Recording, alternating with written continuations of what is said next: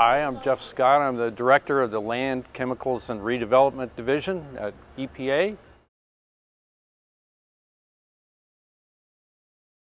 But you know, our main objective is to protect people, human health, and the environment. And so cleaning up sites so that people can live in safe communities is really central to what we try to do. And while we're doing it, we can actually help people revitalize their communities and help the communities find an environment that they see as what they're looking for.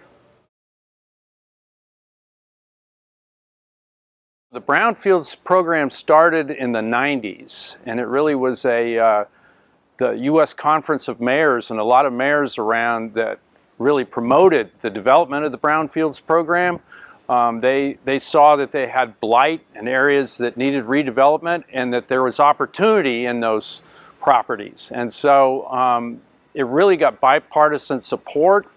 And here in Richmond, this was one of the first communities to be funded by the Brownfields program back in 1996. And over the years, they've been funded here in Richmond $5.8 million, and they've actually cleaned up over 50 properties.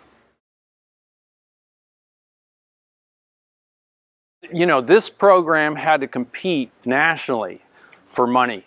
We have a very competitive program. A lot of people want to get Brownfields funding, and this program was funded because they did a great job of partnering with communities, having an innovative approach, and also really a track record of getting stuff done. And all of that's part of the criteria that goes into picking which programs and get funded overall.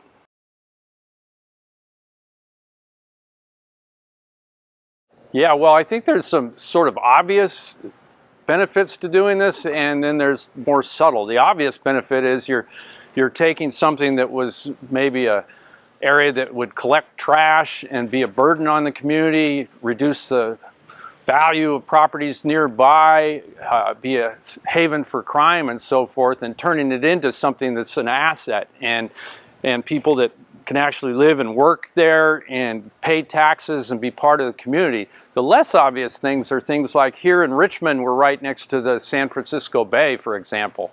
And so the runoff from any of the community here goes into the bay. And so if we redevelop these properties in a way that's environmentally sound, then that's even less pollution going into the bay and really benefits more than the immediate neighborhood, but the community at large.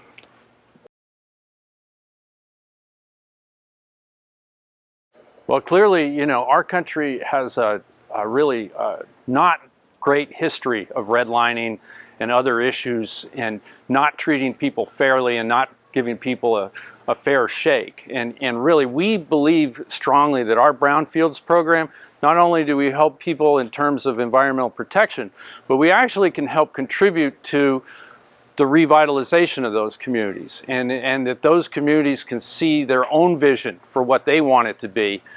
It's not how we want it. We're just here to help make it happen and help the actual communities decide what they want their future to be. And so we at EPA are really happy to be part of that process and support those efforts.